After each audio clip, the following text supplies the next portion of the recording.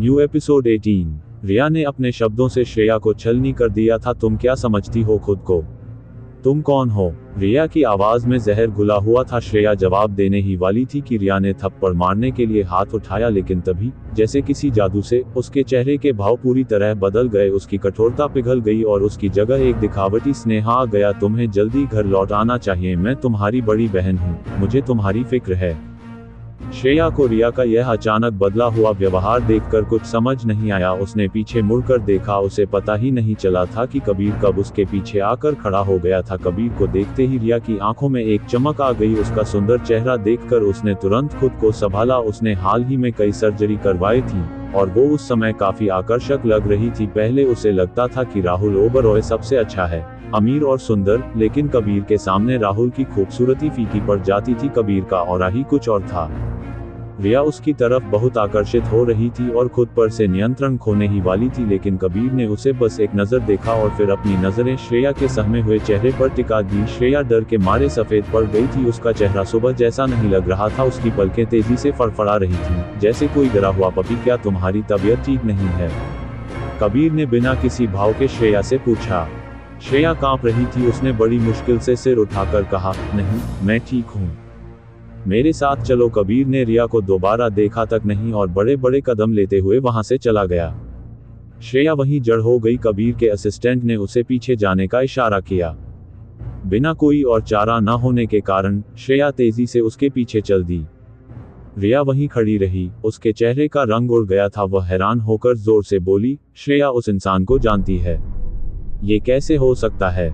वो तो कुछ भी नहीं है, एक डी लिस्ट सेलिब्रिटी तक नहीं है, लेकिन इस इंसान में कुछ बहुत खास है। रिया इन सब बातों में माहिर थी। वह जानती थी कि कबीर ने जो हाथ से बना हुआ सूट पहना था वो बहुत महंगा था। राहुल भी अपनी सगाई के लिए उसे लेना चाहता था, पर उसे वो नहीं मिला था। रिया को जलन हो रही थी। वह श्रेया को जाते हुए देख रही थी और उससे नफरत कर रही थी। एक नई शुरुआत, श्रेया के सपने और कबीर का समर्थन। श्रेया कबीर के पीछे चलती रही। मदद के लिए शुक्रिया, उसने कहा। कबीर ने बिना देखे उससे पूछा, तुम यहाँ क्या कर रही हो? मैं एक रोल के लिए ऑडिशन देना चाहती थी, श्रेया ने जवाब दिया। इसलिए मैं निर्देशक से मिलने आई थी, ताकि वो मुझे एक मौका दें। ओह, कबीर ने उसके हरे गाउन को देखा। वह उसमें बहुत खूबसूरत लग रही थी। ठीक है, जब तुम्हारा काम हो जाए तो मेरे पास ही आ जाना, मैं तुम्हें घर छोड़ दूंगा। ठीक है, श्रेया ने सिर हिलाया। लेकिन तुम यहाँ क्या कर रहे हो? मेरा परिवार इस होटल का मालिक है, उसने साफ साफ कहा। अच्छा, इसलिए श्रेया ने सोचा। वह इतने बड़े होटल को देखकर हैरान थी। उसने कबीर को बाय बोला और अपना काम करने चली गई। कबीर ने अपने असिस्टेंट की तरफ मुड़कर पूछा, ये यहाँ ऑडिशन देने आए हैं? असिस्टेंट ने जवाब दिया, जी सर, मैडम एक फिल्म के लिए ऑडिशन देने आई हैं, जिसमें आपकी फैमिली पैसे लगा रही है। आपके छोटे भाई इसमें मुख्य भूमिका निभा रहे हैं। कबीर ने उसी दिशा में देखा जिधर श्रेया गई थी और अपने असिस्टेंट को निर्देश दिया, बाहर जाओ और कुछ इंतजाम करो। श्रेया जब अंदर गई तो उसे निर्देशक को ढूंढने में काफी मेहनत करनी पड़ी। वो बेशर्मी से उसके सामने चली गई और बोली, हेलो सर। निर्देशक ने हैरानी से उसे देखा, और आप कौन हैं? मेरा नाम श्रेया है, मैं एक अभिनेत्री हूँ। निर्देशक समझ गया और बोला, अगर तुम ऑडिशन की बात करने आए हो तो मेरे असिस्टेंट से बात करो। श्रेया ने हिम्मत नहीं हारी। मैं जानती हूँ सर, मैं यहाँ रोल मांगने नहीं आई हूँ। मैं तो बस आपसे मिलकर ये बताना चाहती थी कि मैं आपसे बहुत प्रेरित हूँ। आपका काम अतुलनीय है। सब जानते हैं कि आपका प्रोजेक्ट हिट होता है।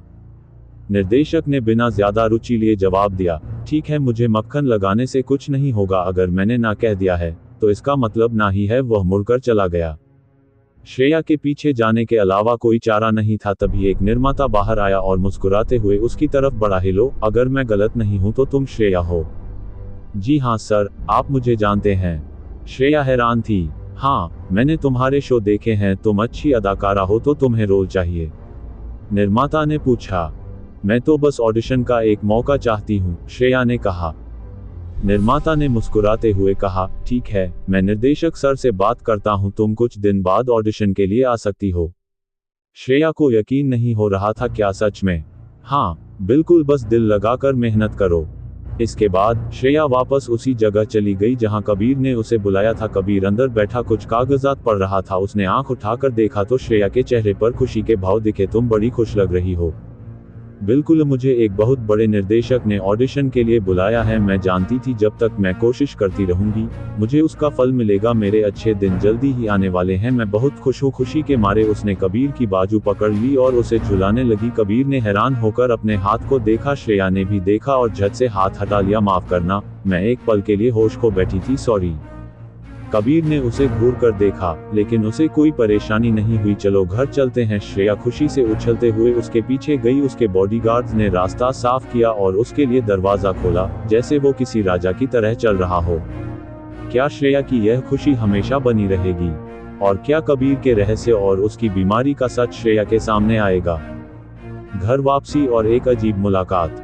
कबीर और श्रेया की कार जब घर पहुंची तो शाम हो चुकी थी। घर की विशालता श्रेया को अब भी हैरान कर देती थी। जैसे ही वो अंदर गए, श्रेया को एक अजीब सी घबराहट महसूस हुई। उसके सामने वही महिला खड़ी थी जिसे उसने होटल में कबीर के साथ देखा था, काव्या।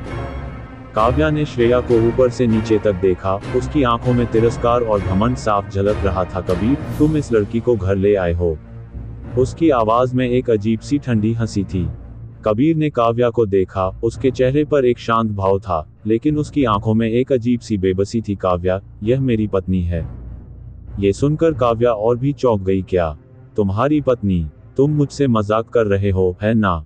श्रेया का दिल जोर से धड़कने लगा। उसे लगा जैसे वो एक बुरे सपने में है। तभी उसने देखा कि कबीर के चेहरे पर एक दर्द का भाव आया और उसकी बांह पर हल्के हल्के रैशेज उभरने लगे। श्रेया को समझ आ गया कि यह उसकी बीमारी का असर था।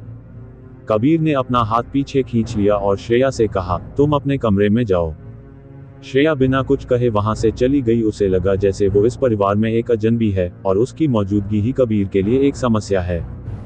कबीर का दर्द और काव्या का अहंकार। श्रेया के जाने के बाद काव्या ने कबीर से कहा, तुम ऐसा कैसे कर सकते हो कबीर? तुम जानते हो कि मैं तुमसे कितना प्यार करती हूँ, फिर भी तुम उस उसामसी लड़की से शादी कर लाए। कबीर ने एक गहरी सांस ली। काव्या, मैंने तुम्हें सब कुछ बताया था। मेरे परिवार ने मुझ पर दबाव डाला और तुम जानती हो कि जब तुम मेरे पास होती हो तो मेरी बीमारी और भी बढ़ जाती है। काव्या की आंखों में आंसू आ गए। ये सब झूठ है कबीर, तुम मुझसे दूर रहने का बहाना ढूंढ रहे हो। मैं तुमसे दूर नहीं जा सकती। कबीर ने धीरे से कहा, काव्या, मैं भी तुमसे दूर नहीं जाना चाहता, लेकिन मेरे परिवार को एक वारिस चाहिए और तुम मेरी बीमारी को और भी बढ़ा देती हो। मैं तुम्हें और खुद को और तकलीफ नहीं दे सकता। श्रेया अपने कमरे में बैठी यह सब सुन रही थी। उसे कबीर के लिए बहुत बुरा लग रहा था। उसे समझ आ गया था कि कबीर की जिंदगी कितनी जटिल है। एक तरफ वो अपनी प्रेमिका से प्यार करता है, लेकिन उसकी बीमारी की वजह से उससे दूर रहना पड़ता है। दूसरी तरफ वो श्रेया के साथ है, लेकिन उसके मन में श्रेया के लिए कोई भावनाएं नहीं है। श्रेया का फैसला और एक नया रिश्ता। अगले दिन सुबह श्रेया ने कबीर से बात करने का फैसला किया। उसने कबीर को अपने ऑफिस में बुलाया। कबीर, मैं तुमसे बात करना चाहती हूँ। कबीर ने उसे देखा। उसकी आंखों में एक अजीब सी चमक थी। हाँ, कहो। मैं तुम्हारी कठपुतली बनकर नहीं रह सकती। श्रेया ने साफ साफ कहा, मैं तुम्हारी इस फर्जी शादी का हिस्सा नहीं बनना चाहती। कबीर ने एक पल के लिए सोचा, तुम क्या चाहती हो? मैं चाहती हूँ कि तुम मुझे इस शादी से आज़ादी दो। श्रेया ने कहा, तुम अपनी जिंदगी काव्या के साथ जियो और मैं अपनी जिंदगी अपनी मर्जी से जीऊंगी। कबीर ने एक गहरी सांस ली। श्रेया, तुम ये सब नहीं कर सकती। तुम जानती हो कि मेरा परिवार बहुत शक्तिशाली है। वो तुम्हें और मुझे दोनों को परेशान करेंगे। तो क्या मैं डरती नहीं हूँ? श्रेया ने कहा, मैं अपनी जिंदगी अपनी मर्जी से जीना चाहती हूँ। कबीर ने मुस्कुराते हुए कहा, ठीक है, तुम्हारी मर्जी। उसने अपना फोन निकाला और कुछ टाइप किया। मैंने अपने वकीलों से बात कर ली है, हम तलाक ले लेंगे। श्रेया को विश्वास नहीं हो रहा था। क्या तुम सच में कह रहे हो? हाँ, सच में, कबीर ने कहा, लेकिन मेरी एक शर्त है। क्या? जब तक हमारी फिल्म की शूटिंग खत्म नहीं हो जाती तब तक तुम मेरे साथ रहोगी और तुम मेरी पत्नी होने का नाटक करोगी। श्रेया ने कबीर की तरफ देखा। उसे समझ नहीं आ रहा था कि कबीर ऐसा क्यों कर रहा था। क्या वो सच में उसकी मदद करना चाहता था या फिर ये सिर्फ एक और चाल थी? अब क्या होगा? क्या श्रेया कबीर की शर्त मान लेगी? क्या वह एक झूठी शादी में रहकर अपने सपनों को पूरा कर पाएगी?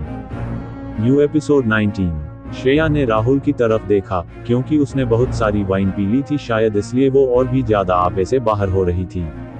लेकिन अगर मैंने उसे पहले ही नाराज कर दिया हो तो? राहुल के चेहरे पर डर के भाव थे। अगर तुमने देवेश को नाराज कर भी दिया तो हो सकता है कोई बड़ी बात नहीं, लेकिन उसका सबसे बड़ा भाई हर्षवर्धन कपूर हमारा प्रेसिडेंट है और उसका दूसरा बड़ा भाई भी रहस्यमय बिजनेस टाइकून। ये लोग ऐसे कामों में बिजी रहते हैं जो हम कभी सोच भी नहीं सकते, तो बेहतर होगा कि कपूर खानदान से दूरी ही रखी जाए। तुम समझ रही हो ना? श्रेया को इस वक्त शोर शराबे के बीच अपना दिमाग सुनना पड़ता हुआ महसूस हो रहा था। मैं इन लोगों को कैसे जानूंगी भला? सब ठीक है, मुझे जाने दो, आप रिया को संभालो, मेरे बारे में फिक्र करने की जरूरत नहीं। लेकिन इससे पहले राहुल कुछ और कहता, श्रेया ने उसका हाथ अपनी बाजू से हटा दिया। उसकी हथेली इतनी मुलायम थी कि थोड़ी देर के लिए राहुल कुछ नहीं कह पाया। उस वक्त रिया पहले ही उनके पीछे आ चुकी थी। श्रेया ने आखिरी बार रिया की तरफ देखा और कठोरता से हंसने लगी। नशे में लड़खड़ाते हुए वो उधर से चली गई। राहुल को उसकी फिक्र हो रही थी, लेकिन रिया ने उसको वही रोक लिया और पूछा, जो तुम अभी अभी कह रहे थे, क्या वो सब सच था?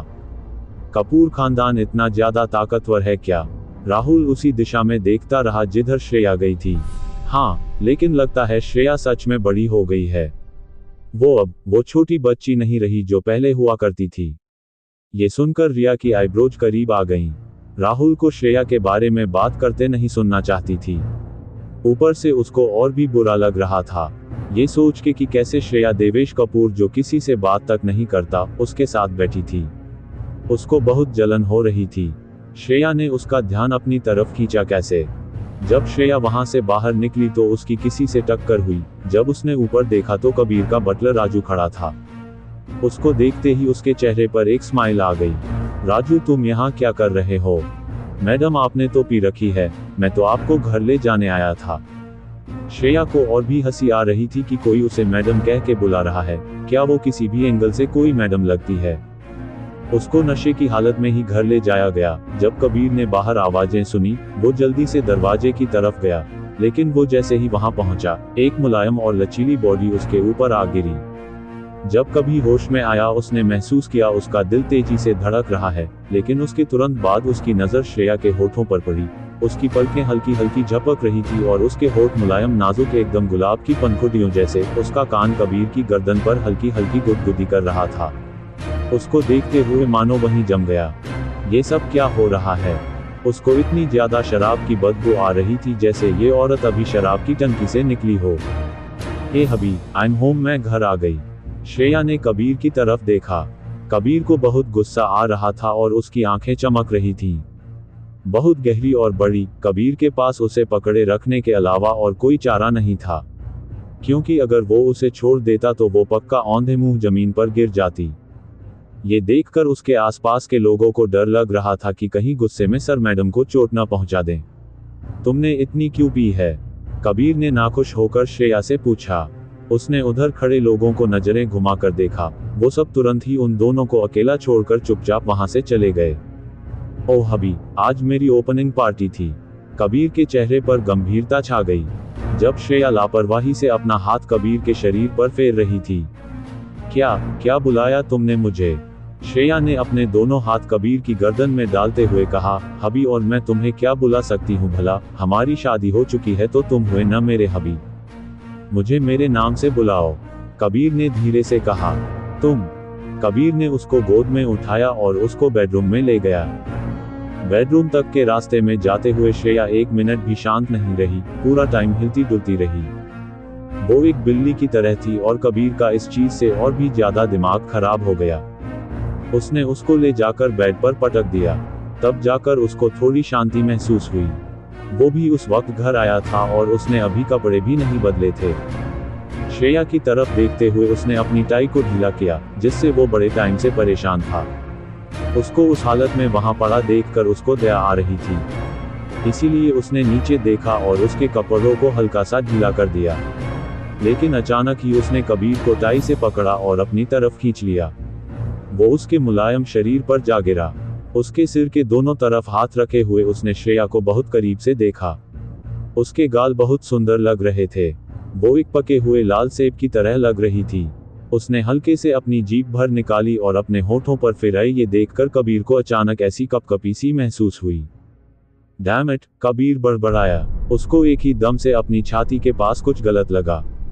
जब उसने नीचे देखा तो श्रेया की छाती ठीक उसके नीचे थी।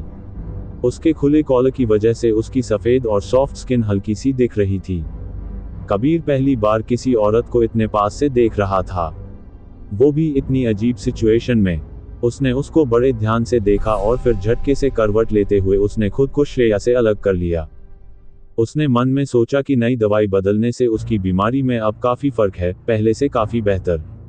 श्रेया के इतने करीब होने के बावजूद भी उसको कुछ हो नहीं रहा।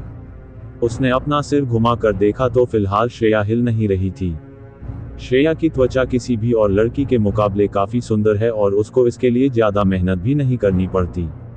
उसका हल्का सा पीलापन उसकी सुंदरता को और भी ज्यादा निखारता है। वो बिल्कुल भी बुरी नहीं दिख रही थी।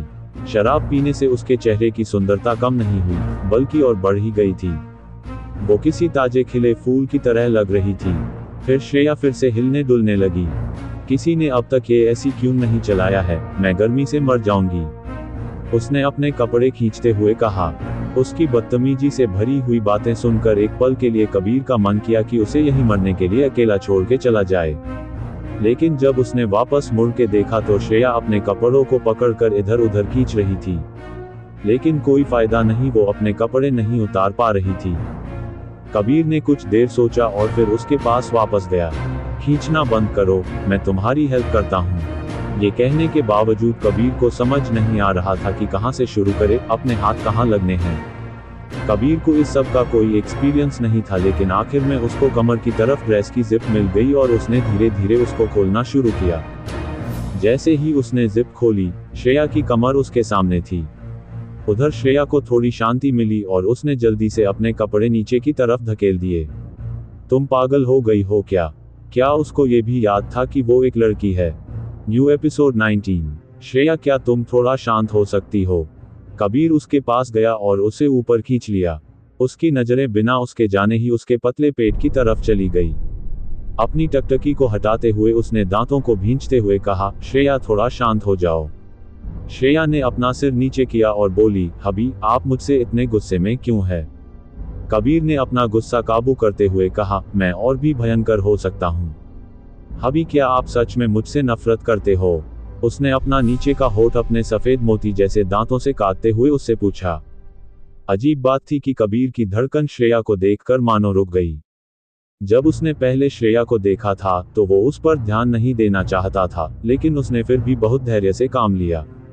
ठीक है, मैं तुमसे नफरत नहीं करता। सच। उसने श्रेया को अपनी बाहों में ऊपर उठाया। अपनी बाजुओं और पैरों का इस्तेमाल करते हुए श्रेया उसकी तरफ झुककर उससे लिपट गई। कबीर को हैरानी हुई, हमेशा की तरह न तो उसके शरीर पर कोई रैशेस हुए और न ही उसको कोई परेशानी हुई। उसने श्रेया की तरफ देखा जिसका सिर कबीर के कंधे पर आराम कर रहा था, वो वैसे ही सो गई। उसकी पलकें बड़े आराम से झपक रही थीं। वो बाकी लड़कियों से काफी लंबी थी, लेकिन कबीर के सामने वो छोटी लग रही थी। कबीर को उसको प्रोटेक्ट करने की इच्छा जागी, उसने वापस उसको नीचे रख दिया। श्रेया ने दोबारा अपने बाजुओं से उसकी गर्दन को पकड़ लिया। श्रेया का छोटा सा चेहरा, जो कि शराब पीने की वजह से लाल पड़ गया था, उसके बहुत करीब था। वो उसकी खुशबू महसूस कर पा रहा था। वो सुनना पड़ गया। हबी, मुझे अभी भी एक हक चाहिए। कबीर ने परेशान होकर कहा, तुम्हें पता भी है तुम किससे बात कर रही हो? अपने हस्बैंड से। कुछ देर के लिए कभी सच में चुप हो गया। देखो, शांत हो जाओ। वो उसको खुद से दूर करना चाहता था, लेकिन अपनी बाजू दूर हटाते हुए उसके हाथ श्रेया के बालों में चले गए और वो धीरे से उन्हें सहलाने लगा। मुझे हक चाहिए। अभी। वो बड़बड़ाती रही। कोई और चॉइस न होने की वजह से वो लेट गया और उसको अपनी बाहों में भर लिया। उसको श्रेया की सांसों की आवाज साफ सुनाई दे रही थी। उसकी सांसों में सुकून था। नोट बेड, श्रेया ने बड़बड़ाते हुए कहा। कबीर का शरीर सॉफ्ट हो गया। फाइनली कबीर ने श्रेया को नीचे लिटा दिया और वो जैसे ही वहां से जाने लगा, श्रेया बिना आंखें खोले ही चिल्लाने लगी, मुझे अभी भी हक चाहिए, मुझे नहीं पता। कबीर ने परेशान होकर अपने माथे पर हाथ रखते हुए सोचा, ये इतनी चिपकती क्यों है? एकदम से जोर की आवाज हुई। जब कबीर ने पीछे मुड़कर देखा तो श्रेया बेड से नीचे गिर गई थी। हालांकि पूरे फर्श पर कारपेट बिछा हुआ था, लेकिन आवाज से साफ पता चल रहा था कि श्रेया बहुत बुरी तरह से गिरी है। अपना सिर जोर से पकड़े हुए वो उठी और ब्लैंक होकर सामने देखने लगी। जब उसने अपने सामने कबीर को देखा तो उसने गुस्से में पूछा, क्या हुआ कबीर, मैं यहाँ क्यों हूँ। फाइनली उसने कबीर को अभी कहना बंद कर दिया था, तुमने शराब पी रखी है, अगर तुम जागी हुई हो तो उठकर हाथ मुंह धोकर कपड़े बदल लो और सो जाओ। श्रेया ने ओ कहा, जैसे कि उसने भी कुछ सोचा हो। उसने जमीन से उठने की कोशिश करी ताकि वो वापस बेड पर चढ़ सके। श्रेया को लड़खड़ाते हुए देखकर कबीर को लग रहा था जैसे उसने साल भर का धैर्य खो दिया है। बिना किसी हिचकिचाहट के उसने श्रेया को अपनी बाहों में उठा लिया। श्रेया कड़क हो गई और उसका चेहरा धीरे धीरे लाल हो गया। कबीर ने उसकी तरफ देखा नहीं, लेकिन उसके हाथों को अपने जैकेट को जोर से पकड़ते हुए महसूस किया। उसकी लंबी पलकें धीरे धीरे फड़फड़ा रही थीं। कबीर उसको बाजुओं में उठाए हुए बहुत स्मार्ट लग रहा था। श्रेया शांत नहीं रह पा रही थी, उसको घुटन हो रही थी। वो बस उसको जोर से पकड़े हुए थी कि कहीं उसके मुंह से आह न निकाल जाए। कबीर के कॉलर को कस के पकड़े हुए श्रेया ने अपने सिर को धीरे से ऊपर उठाते हुए कबीर के चेहरे के पास किया। कबीर ने भी अपना सिर नीचे को कर दिया। जब उसने श्रेया की आंखों में देखा तो उसकी सारी समझदारी खाक हो गई। उसकी आंखें श्रेया के लाल होठों पर रुक गईं। उसके होंठ ऐसे लग रहे थे जैसे वो खास तौर पर किस करने के लिए ही बनाए गए हो। कबीर खुद को रोक नहीं पा रहा था और जैसे ही वो उसको किस करने वाला था कि कबीर को ऐसा लगा जैसे उसकी छाती एक ही दम से गर्म हो गई है और उस पर कुछ लटक रहा है। श्रेया ने कबीर पर उल्टी कर दी थी। अब कबीर और सहन नहीं कर सकता था। उसने तुरंत उसको ऊपर खींचा और उसको बाथरूम में खींच कर ले गया। उसने उसको ले जाकर बाथटब में पटक दिया और उसके सिर के ऊपर शावर का मुंह करते हुए बोला, सो डैम डर्टी, क्या तुम थोड़ा भी नॉर्मल लड़कियों की तरह नहीं रह सकती? कौन सी औरत तुम्हारी तरह बर्ताव करती है? इतनी शराब पीने के बाद तुम नशे में धुत घर आई हो और ऊपर से तुमने मुझ पर उल्टी भी कर दी। श्रेया की आंखों में शावर का पानी जा रहा था। बाथटब से बाहर निकालने की कोशिश करते हुए वो बस रोने ही वाली थी, लेकिन कबीर खुद भी अंदर कूद गया। उसको वापस नीचे धकेलते हुए उसने उसको जबरदस्ती नहलाया। श्रेया को पानी में रहकर बहुत ताजगी महसूस हुई। उसको इतना मजा आ रहा था कि वो वहीं पर लेट गई। वो चुपचाप अपने सिर को कबीर की बाजुओं के बीच रख कर सो गई। उसकी आंखें बंद थी और चेहरा ऊपर की तरफ। गर्म पानी में उसका चेहरा एकदम लाल हो गया जैसे उसने कोई बहुत महंगी लाली लगाई हो। पानी की भाप उसकी पलकों पर ओस की बूंदों की तरह ठहर गई। कबीर ने बड़ी मुश्किल से अपनी नजरें उसके चेहरे से दूर हटाई। उसका मन कर रहा था अपने हाथ हटा ले और उसको वापस यहीं छोड़ के चला जाए। श्रेया ने कबीर को बहुत ज्यादा परेशान कर दिया था, लेकिन जब उसने वापस उसकी तरफ देखा तो उसको वो किसी स्वादिष्ट मछली की तरह लगी। उसने 2 बार सोचा और हार कर उसको बड़े आराम से वापस अपनी गोद में उठा लिया। अगले दिन सुबह श्रेया जब उठी तो उसके सारे शरीर में दर्द हो रहा था। अपने हाथ से अपना सिर पकड़े हुए वो बेड से उतरी और नीचे देखा। उसके शरीर पर कपड़े क्यों नहीं है।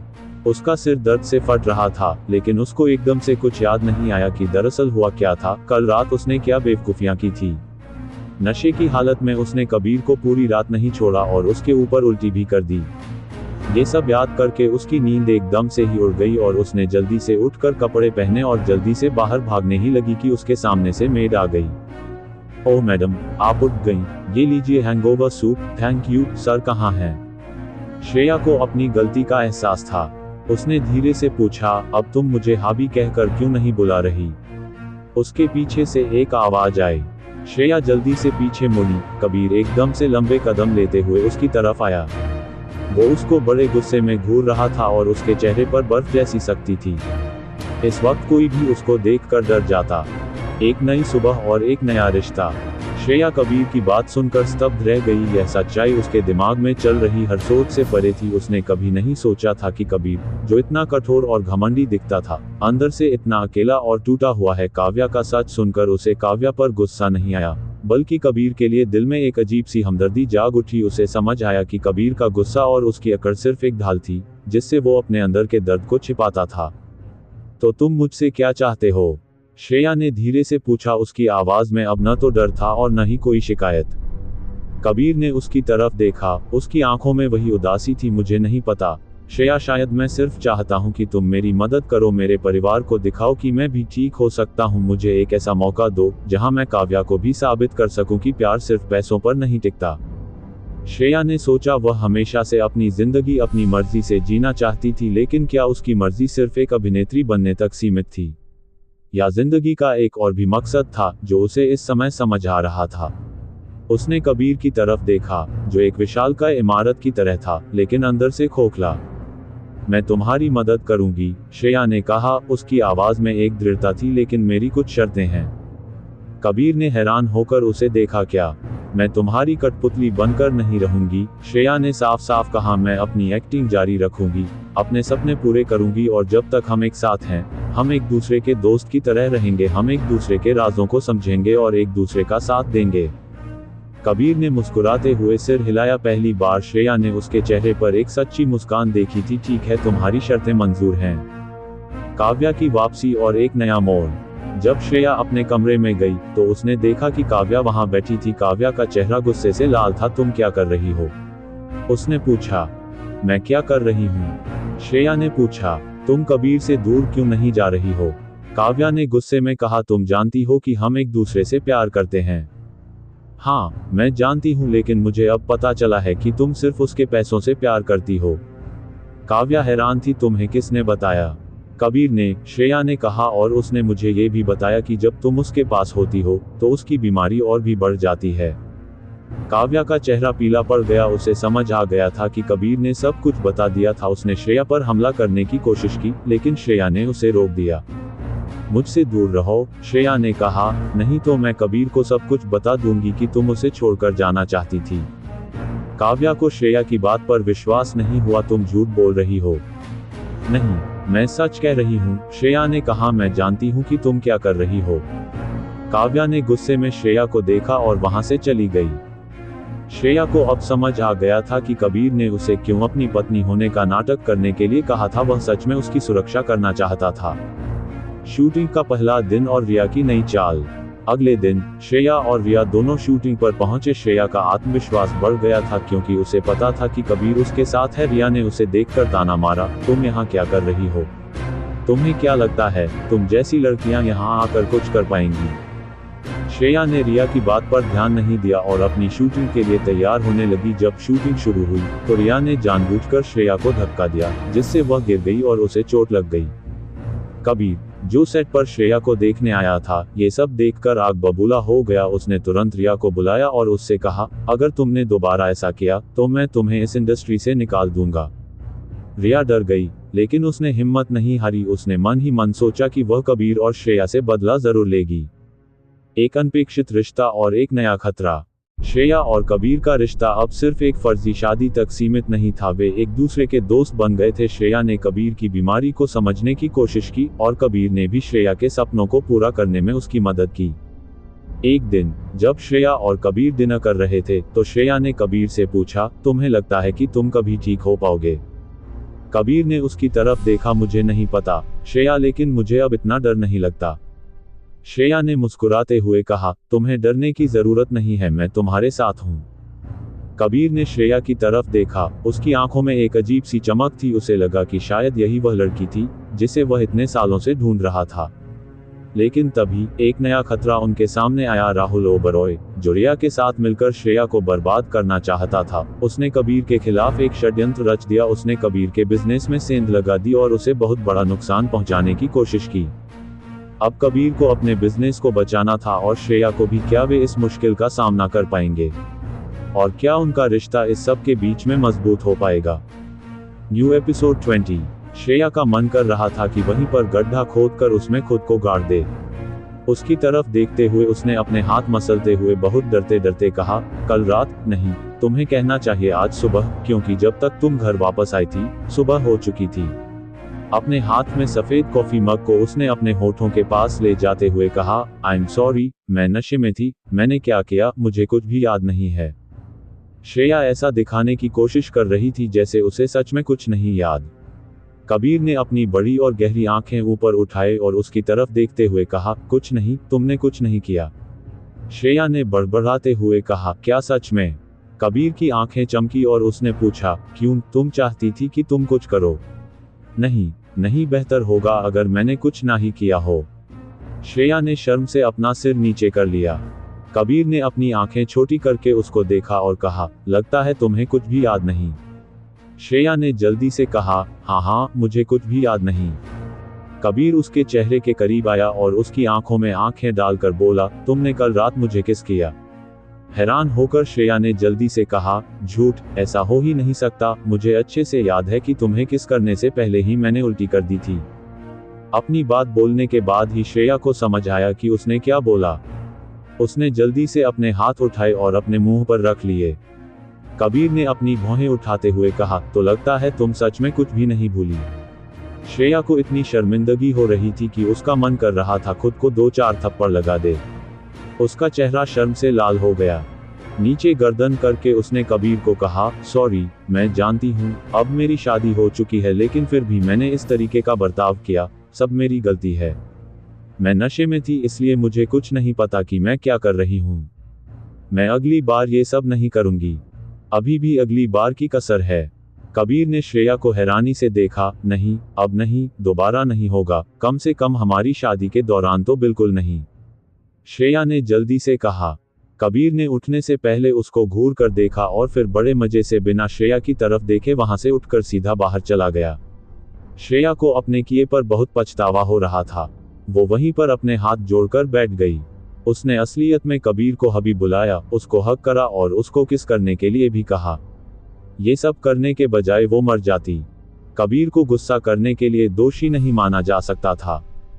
उन्होंने एक दूसरे के निजी मामलों से दूर रहने की बात पहले ही कर ली थी, लेकिन फिर भी कल रात को उसने गुस्से में बहुत उटपटांग हरकतें की थी।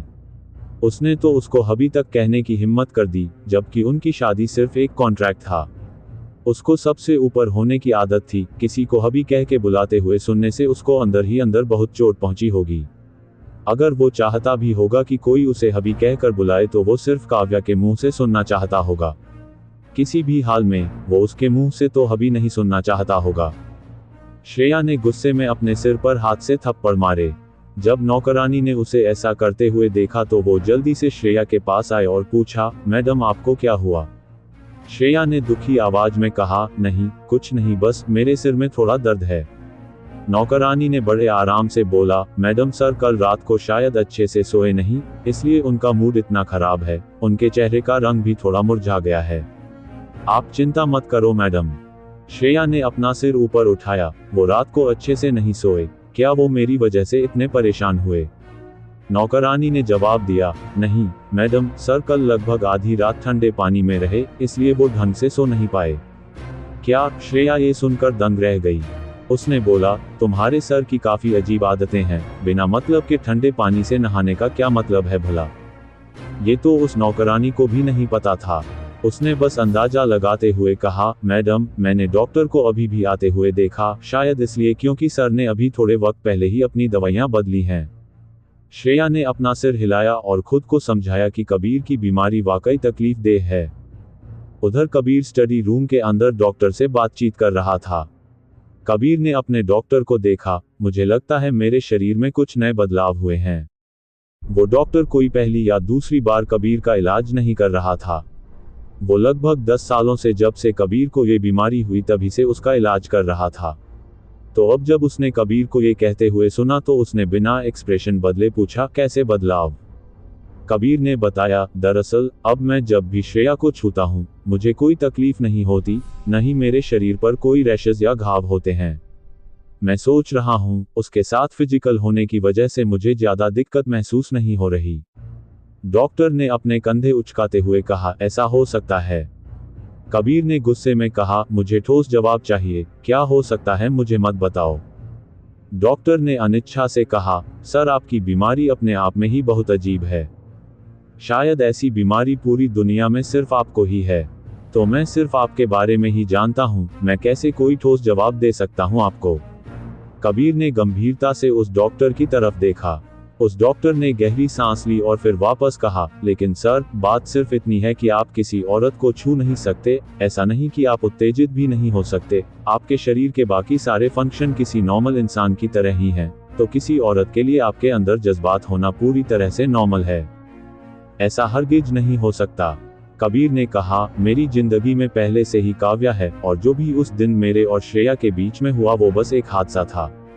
अगर यही बात है तो आप दोबारा से इंटीमेट होने की कोशिश कर सकते हैं, ये देखने के लिए कि क्या आपकी बार भी आपकी बॉडी वैसे ही रिएक्ट करती है या नहीं।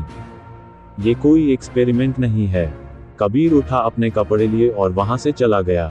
श्रेया भी कोई चूहा बिल्ली नहीं थी कि उस पे एक्सपेरिमेंट किया जाए। एक रेस्टोरेंट में कबीर के हाथ में फोर्क और दूसरे में चाकू था। एक तरफ एक वायलिन वादक मधुर संगीत बजा रहा था, जिसके चलते पूरे हाई क्लास रेस्टोरेंट में बहुत अच्छे माहौल के साथ एक शांति महसूस हो रही थी।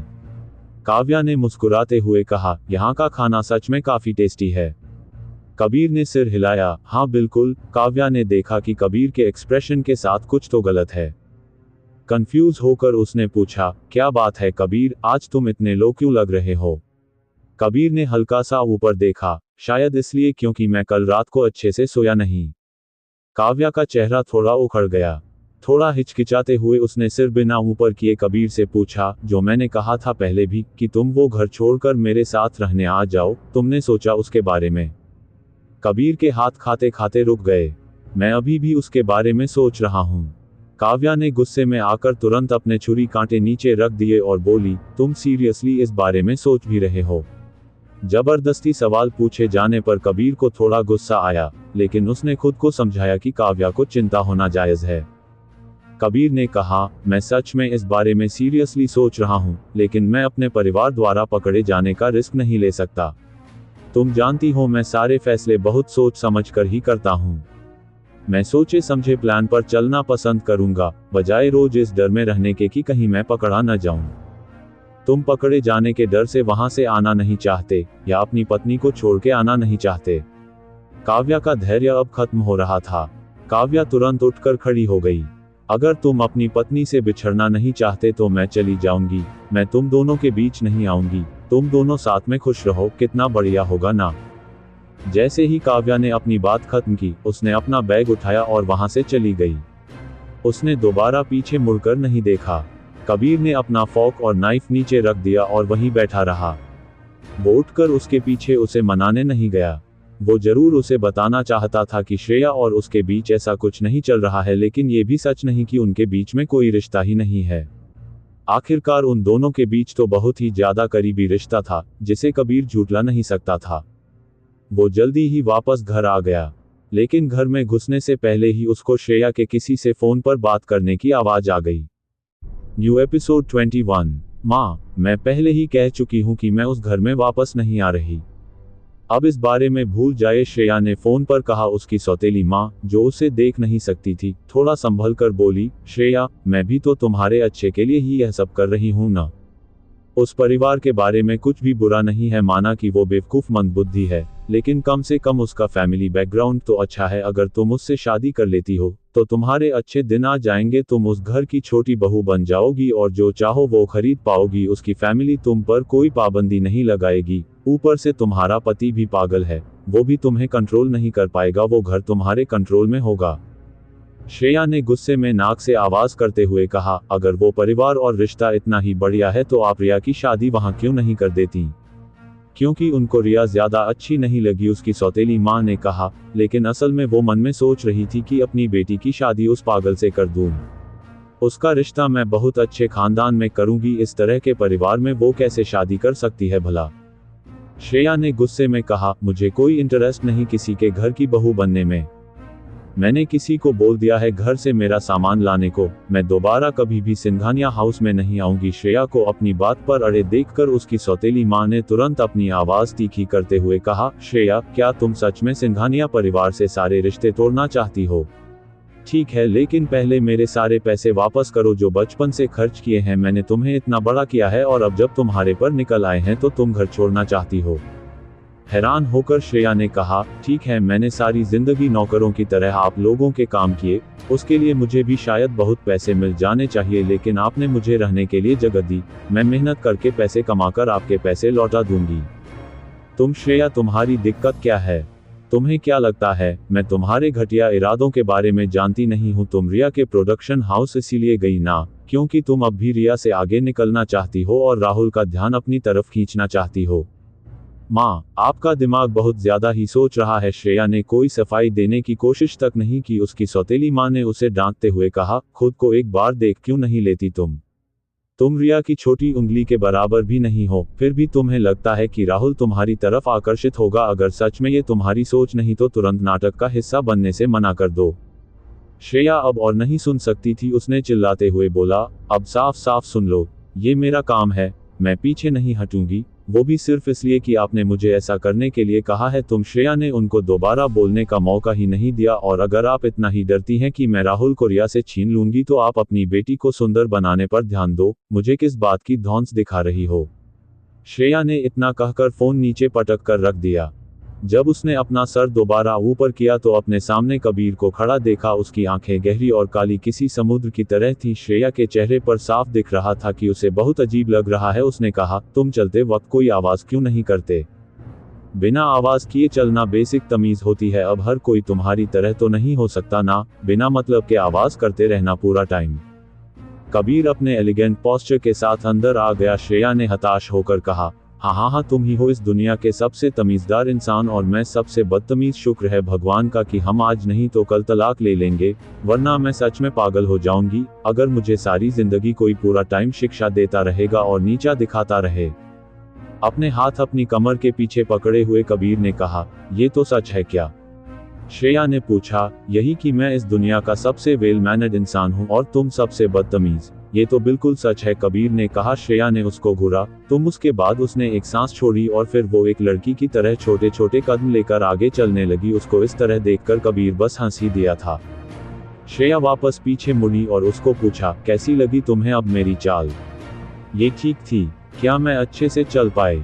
बेवकूफ, कबीर ने कहा। इतनी बेवकूफ होने के चलते ही तुमने गलत इंसान को ड्रग दे दी। हमने कहा था न कि इस बारे में दोबारा बात नहीं होगी। श्रेया का चेहरा गुस्से से सूज रहा था। कबीर उसको कुछ कहना चाहता था लेकिन वो खुद को कुछ और पूछने से रोक नहीं पाया। क्या वो राहुल को तुम पसंद करती हो? श्रेया के चेहरे पर जो मुस्कान थी वो एकदम से गायब हो गई। उसको देखकर लग रहा था कि वो बहुत गहरे दुख में है। तुम्हें बिल्कुल भी अजीब नहीं लग रहा कि तुम अपनी पत्नी से इस बारे में बात कर रहे हो कि वो किसको पसंद करती है? नहीं, उसने कहा। श्रेया इसके आगे कुछ नहीं कह सकती थी। ठीक है, हाँ, दरअसल मैं तुम्हें बता सकती हूँ, क्योंकि तुम वैसे भी उसको नहीं जानते। हर किसी की किस्मत इतनी अच्छी नहीं होती कि जिसे वो पसंद करते हैं वो भी उसको वापस पसंद करें। वो और मैं बचपन के दोस्त कहे जा सकते हैं, लेकिन अफसोस जो इंसान उसे हमेशा से पसंद था वो मैं नहीं, मेरी बहन रिया थी। जब श्रेया ने वापस अपना सिर ऊपर उठाया तो उसकी आंखें कबीर की आंखों से मिली। उस वक्त उसको ऐसा लगा कि जैसे कबीर उसके अंदर तक झांक सकता है। कबीर ने कहा, अगर तुम चाहो तो मैं उसको पाने में तुम्हारी मदद कर सकता हूँ। उसको पाना क्या मतलब है तुम्हारा? श्रेया ने हैरान और कंफ्यूज होकर कहा, जो तुमने सुना मेरा वही मतलब है। अगर तुम चाहो तो मैं ऐसा कर सकता हूँ कि वो तुम्हें पसंद करे और तुम्हारे साथ रहे। कबीर की आवाज में थोड़ी अकड़ थी। तुम ऐसा कैसे कर सकते हो? श्रेया ने कहा। कबीर ने जवाब दिया, उदाहरण के तौर पर मैं उसे तुम्हारी बहन से सगाई करने से रोक सकता हूँ। मैं उस पर दबाव डाल सकता हूँ कि वो उसे छोड़कर तुम्हारे साथ रहे। रहने दो, फिर भूल जाओ। श्रेया ने जल्दी से कहा, ऐसा क्यों नहीं करते कि जल्द से जल्द उन दोनों की शादी करा दो ताकि मुझ पर ये फालतू के इल्जाम हट जाएं। मुझे इतना अजीब लगता है जब सब मुझे ऐसी नजरों से देखते हैं कि मैं उसे रिया से अलग करना चाहती हूँ। कबीर ने अपनी भौहें सिकोड़ते हुए कहा, ये भी हो सकता है, लेकिन क्या तुम श्योर हो कि तुम ऐसा चाहती हो? कबीर की तरफ देखते हुए श्रेया ने फटाक से कहा, मैं पहले से शादीशुदा हूँ। क्या एक शादीशुदा औरत से इस तरह की बातें करना अच्छी बात है? कबीर ने कहा, उससे कोई फर्क नहीं पड़ता। मैं पहले ही कह चुका हूँ, ये शादी मैंने करवाई है, तो तुम बदले में जो भी मांगो मैं तुम्हें दूंगा। पैसों के अलावा इसको भी मैं कंपनसेशन का हिस्सा मानूंगा। असलियत में प्यार बस जिंदगी का एक हिस्सा है। मेरी इससे बड़ी इच्छा है कि मैं एक अच्छी एक्ट्रेस बन सकूं और खुद में सुधार ला सकूं। करियर वाइज इस तरीके से मैं बेहतर लोगों से मिल पाऊंगी। और रही बात राहुल की, तो उस वक्त तक वो बस मेरी जिंदगी का एक छोटा सा हिस्सा होगा। ऐसा कौन सा इंसान होगा जिसको जिंदगी में कोई एक इंसान ऐसा न मिला जिसे वो पसंद करता हो लेकिन पा न सका हो? मैं ऐसे किसी इंसान से नहीं मिला। कबीर ने बड़े आराम से कहा, फाइन। श्रेया ने उसको ये सब कहते हुए देखा, लेकिन अंदर ही अंदर वो जानती थी कि वो सच कह रहा है। श्रेया ने कहा, मैं पहले जाकर नहा लेती हूँ, ठीक है? लेकिन कभी भी तुम अगर अपना फैसला बदलने की सोचो तो मुझे बता देना जरूर। Thank you. श्रेया ने मन ही मन सोचा कि जो भी हो कबीर उसकी मदद ही करना चाह रहा है। कोई बात नहीं, आखिर मैं पति हूँ तुम्हारा, मेरा फर्ज बनता है तुम्हारे अच्छे के बारे में सोचना।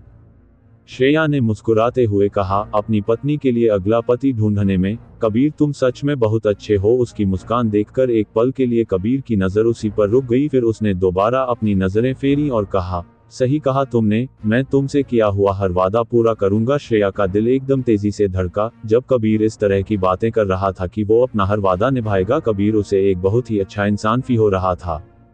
अब क्या होगा? क्या श्रेया अपने करियर पर ध्यान दे पाएगी? क्या राहुल और रिया की शादी होगी?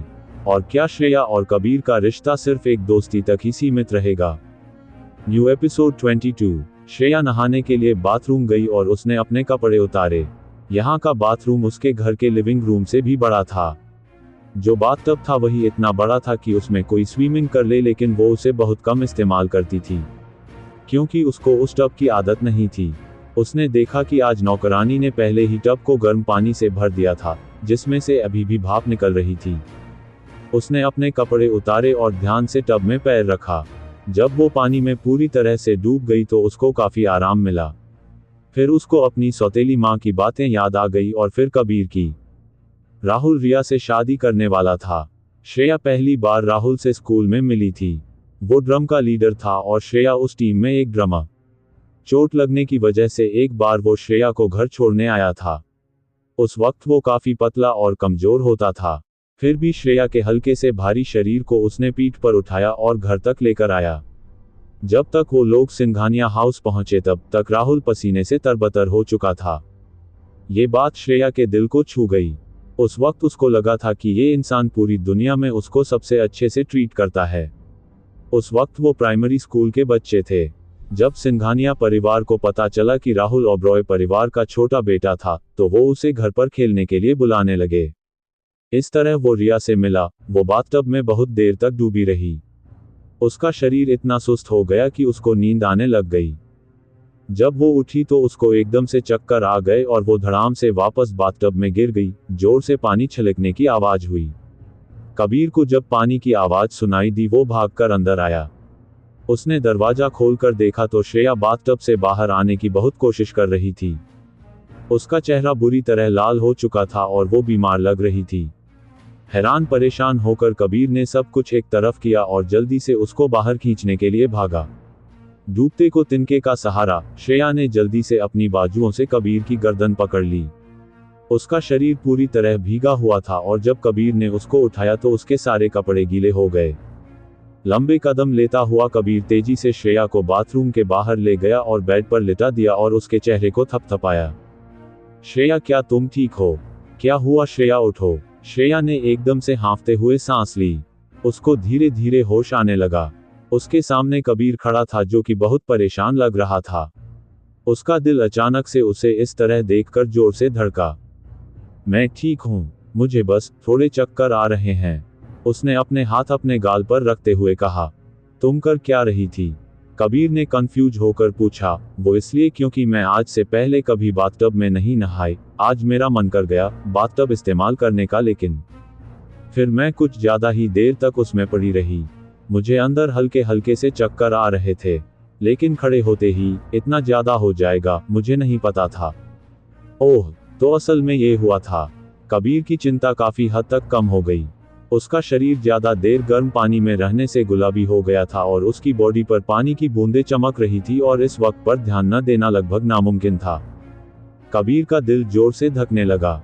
उसको अपना शरीर गर्म होता हुआ महसूस हुआ।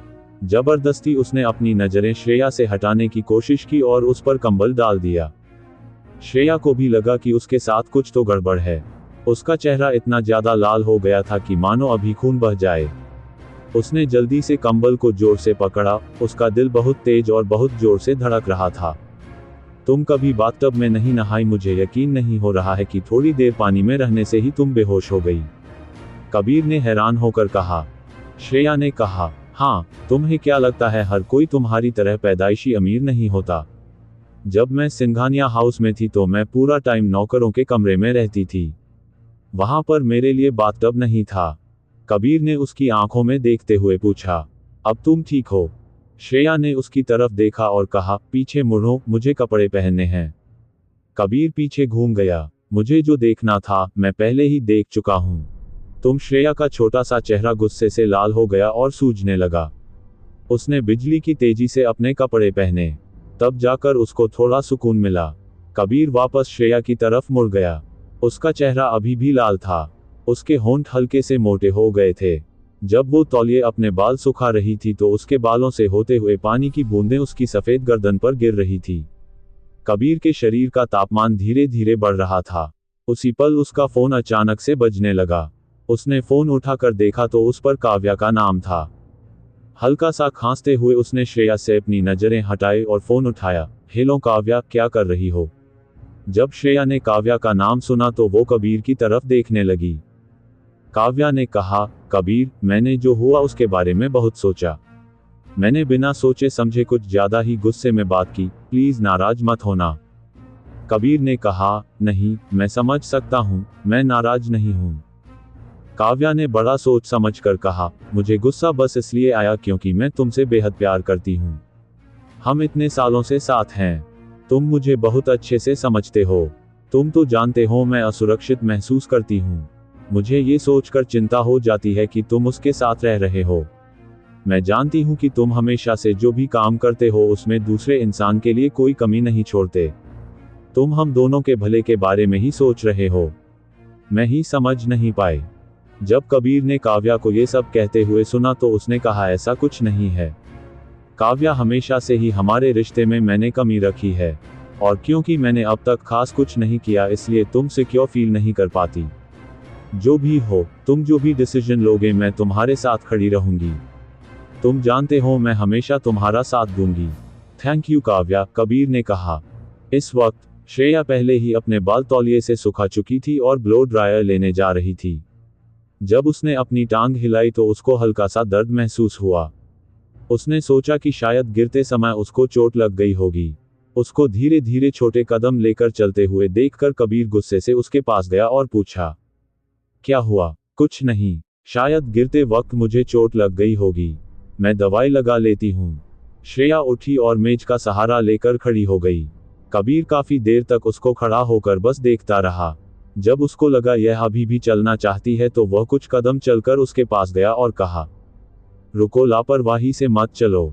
जब उसने ये कहा तो उसने बिना किसी हिचकिचाहट के अपनी एक बाजू उसकी कमर पर डाली और उसको गोद में उठा लिया। अरे, श्रेया की दोनों टांगे एक ही पल में हवा में थी। उस वक्त श्रेया को कबीर बहुत ही ज्यादा सुंदर लग रहा था। उसमें कोई भी कमी नहीं थी, एकदम परफेक्ट। श्रेया ने कहा, ये क्या कर रहे हो तुम? चुप करो तुम और हिलो मत बेवकूफ। उसने झुककर श्रेया की तरफ देखा और कहा। श्रेया का दिल तेजी से दौड़ रहा था, लेकिन वो जानती थी कि कबीर सिर्फ उसकी मदद कर रहा है, इसलिए वो बिल्कुल भी हिली डुली नहीं। उसने 1 इंच भी हिलने की हिम्मत नहीं की, बस उसने कबीर को सिर ऊपर करके देखा। जब उसने उसे एक सोफे पर उतार दिया, श्रेया के टखने पर चोट का निशान बहुत साफ नजर आ रहा था।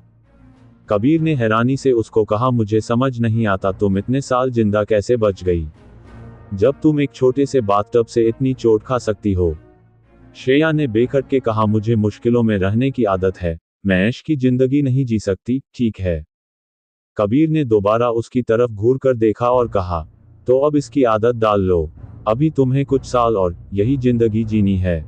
श्रेया का दिल फिर से जोर से धकने लगा। जब उसने सोचा कि उसको कुछ साल और कबीर के साथ रहना है तो उसको भरोसा नहीं हो रहा था। New episode 23। कबीर ने पास रखी एक घंटी दबाते हुए कहा, अगर तुम्हें कुछ भी चाहिए तो हिलना मत, बस इस घंटी को बजा देना और एक नौकरानी आ जाएगी। पहली बार वो इस तरह खुद श्रेया को सब कुछ समझा रहा था। पिछले कुछ दिनों से उसको अंदाजा भी नहीं था कि ऐसा कुछ भी होता है। उसने उस बटन को देखते हुए हैरानी से कहा, अमीर होना कितना बढ़िया है ना, तुम सारा दिन बिना हिले एक जगह पड़े रह सकते हो और फिर भी तुम भूख से मरोगी नहीं। कबीर ने उसको देखा और कहा, फिलहाल तुम खुद भी एक अमीर इंसान हो, मैं तो बिल्कुल भी नहीं। श्रेया ने कहा। कबीर बोला, मेरे जैसा अमीर पति होते हुए तुम काफी अमीर हो। जब श्रेया ने ये सुना तो उसे अपने सीने में एक गर्माहट महसूस हुई, पर फिर उसे याद आया कि ये केवल कुछ वर्षों के लिए होगा, इसलिए उसने कहने से पहले थोड़ा विचार किया। इसे भूल जाओ, अगर मुझे सचमुच इस तरह ऐश में रहने की आदत हो गई तो हमारे डिवोर्स के बाद एक कठिन जीवन जीने की आदत नहीं डाल पाऊंगी। कबीर ने उसे निराशा में देखा, तुम बहुत ज्यादा सोचती हो। बेशक, श्रेया ने कहा। कबीर ने थोड़ा सोचा, उसे देखा और कहा, चिंता मत करो, मैं तुम्हें तलाक देने के बाद भी बड़ी रकम दूंगा। मैं तुम्हें फिर से एक मुश्किल जिंदगी जीने नहीं दूंगा। ये सुनकर श्रेया मुस्कुरा दी। तब की तब देखेंगे। किसी वजह से कबीर को उसके शब्दों से चिढ़ हुई। फिर नौकरानी अंदर आ गई। कबीर ने नौकरानी से कुछ मरहम लाने को कहा। जल्दी ही वो मरहम लेकर आ गई। जब श्रेया अपने मन की बात कबीर को बता रही थी कि लाइफ कैसे अमीर लोगों के लिए सुविधाजनक है, कबीर पहले से ही नीचे झुक गया और एक हाथ से उसका पैर खींच लिया। हैरान श्रेया ने तुरंत खुद को छुड़ाने की कोशिश की और कहा, कोई जरूरत नहीं है, मैं अपने आप कर लूंगी, हिलो मत। कबीर ने गुस्सा करते हुए कहा। उसने अपना सिर उठाया और इस लड़की को घूरा जो कि उसकी बात नहीं मान रही थी। कबीर ने कहा, क्योंकि आप पहले ही गिर गई थी तो अब आप चुपचाप शांति से बैठी रहो। श्रेया जहां थी वहीं जम गई।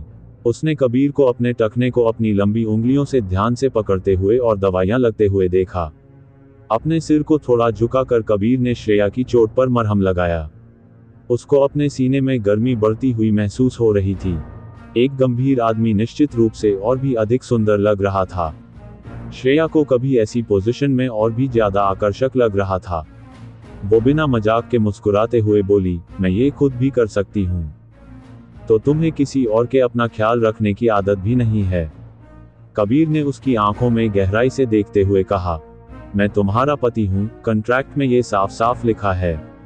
एक दूसरे की लव लाइफ में हमें दखलंदाजी नहीं करनी चाहिए, लेकिन हमें बाकी सब चीजें एक नॉर्मल पति पत्नी की तरह ही करनी है। श्रेया बस मुस्कुराते हुए उसको देखती रही। उसको लगा कि कबीर से शादी करना बिल्कुल भी गलत फैसला नहीं था। हालांकि वो किसी और से प्यार करता था। उनके साथ में बिताए हुए दिन बहुत अच्छे और यादगार है। कबीर ने बड़े ध्यान से उसको दवाई लगाई। हालांकि उसकी हाइट अच्छी खासी थी, लेकिन वो भारी बिल्कुल भी नहीं थी। जब उसने पहले उसको उठाया था तो उसको लगा था कि वो बहुत हल्की थी और उसमें कोई खास वजन नहीं था। श्रेया के छोटे छोटे पैरों की तरफ देखकर कबीर ने सोचा कि उसके पैर कितने क्यूट हैं। उसके पैरों की उंगलियां एकदम गोलमोल थी। जब वो धीरे धीरे उसको दवाई लगा रहा था तो उसका दिल भी धीरे धीरे धड़क रहा था। जब श्रेया ने देखा कि कबीर के हाथ काफी धीरे चलने लगे हैं तो उसने पूछ लिया, क्या हुआ, कोई दिक्कत है? कबीर ने सिर उठाया और कहा, नहीं, अब ठीक है। उसको मरहम लगाने के बाद वो उठा और सीधा उठकर दवाई का डब्बा लेकर बाहर चला गया। श्रेया ने झुककर अपनी चोट को देखा। कबीर ने सच में बहुत ध्यान से मरहम लगाया था। उसने मरहम भी इतनी खूबसूरती से लगाया था। उसकी किस्मत अच्छी थी कि उसको बस जरा सी चोट ही आई। अगले दिन वो फिर से उछल कूद करने लग गई। जल्दी ही उसके नाटक की शूटिंग भी शुरू हो गई। उस दिन श्रेया बहुत जल्दी सेट पर पहुंच गई। जब तक उसने अपनी कस्ट्यूम पहनी तब तक धीरे धीरे सभी लोग वहां पहुंच गए थे। जाहिर सी बात है, देवेश कपूर बहुत देर से सेट पर आया और जैसे ही वो वहां पहुंचा, बहुत सारे लोग शोर मचाते हुए उसका पीछा करने लगे। पास में एक असिस्टेंट बैठी हुई थी जो एकदम मोहित होकर देवेश को देखते हुए बोली, देवेश असल जिंदगी में टीवी से भी ज्यादा सुंदर दिखता है। हाँ, उसका फेस भी काफी छोटा लगता है और उसकी आंखें भी काफी सुंदर हैं। श्रेया ने सिर उठाकर देवेश की तरफ देखा और कहा। श्रेया ने मन ही मन सोचा, कपूर खानदान के जीन्स काफी अच्छे हैं। देवेश भी काफी हैंडसम था। अब श्रेया की बारी थी उस कॉस्ट्यूम में दौड़कर देखने की। वो जल्दी से उठी और दौड़कर देखा। पुराने जमाने की भारी भरकम कॉस्ट्यूम पहनकर चलना काफी मुश्किल था। ये काफी बड़े बजट का शो था। उसकी कॉस्ट्यूम पर काफी काम हुआ था। जब श्रेया आवाज करते हुए कॉस्ट्यूम में दौड़ रही थी तो उसका पैर किसी चीज पर पड़ा। ओहो, आपने नीति शर्मा की ड्रेस पर पैर रख दिया। किसी ने पीछे से आवाज लगाई। जब उसने पीछे मुड़कर देखा तो नीति अपनी ड्रेस को जमीन से उठा रही थी। उसने श्रेया की तरफ देखा और मुस्कुराते हुए कहा, कोई बात नहीं। श्रेया ने दिल से माफी मांगते हुए कहा, सॉरी, मुझे माफ कर दो नीति। नीति ने श्रेया की तरफ देखा और कहा, तुम ही वो रुकी एक्ट्रेस हो ना जो कृषाला का रोल कर रही है? जी, श्रेया ने जवाब दिया। नीति काफी शांत स्वभाव की थी।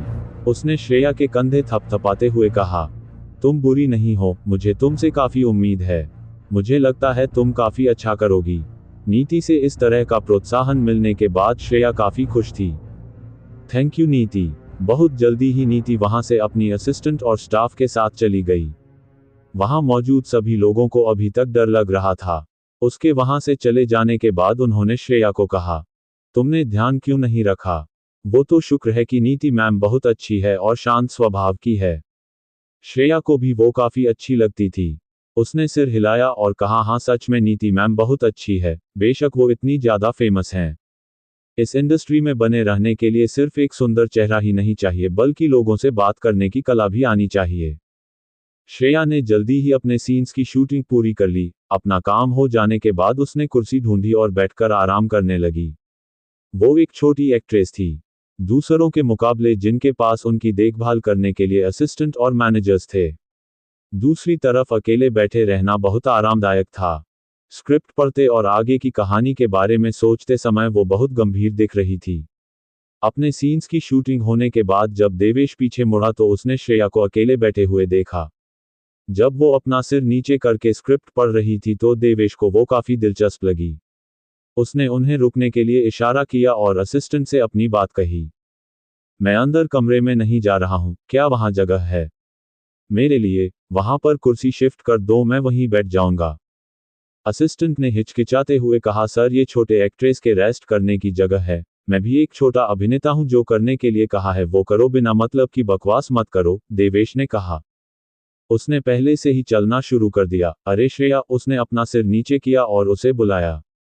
श्रेया ने सिर उठाया। जब उसने देखा कि वो देवेश कपूर था तो वो चौंक गई और जल्दी से खड़ी हो गई। देवेश सर। अरे अरे उठो मत, बैठ जाओ, बाद में हमारे कुछ सीन साथ में हैं, मैं तो तुम्हारे साथ रिहर्सल करने के लिए आया था। ओह ठीक है सर, लेकिन क्या बाद में हमारे साथ में सीन है? श्रेया को याद आया कि उनके सीन तो कल फिल्माए जाने थे। देवेश मुस्कुराया और सिर हिलाया, मैं आज फ्री हूं, इसीलिए हम आज एक सीन एक्स्ट्रा शूट कर रहे हैं। श्रेया ने उस पर संदेह नहीं किया। उसने देवेश को देखा और अपनी स्क्रिप्ट उठा ली।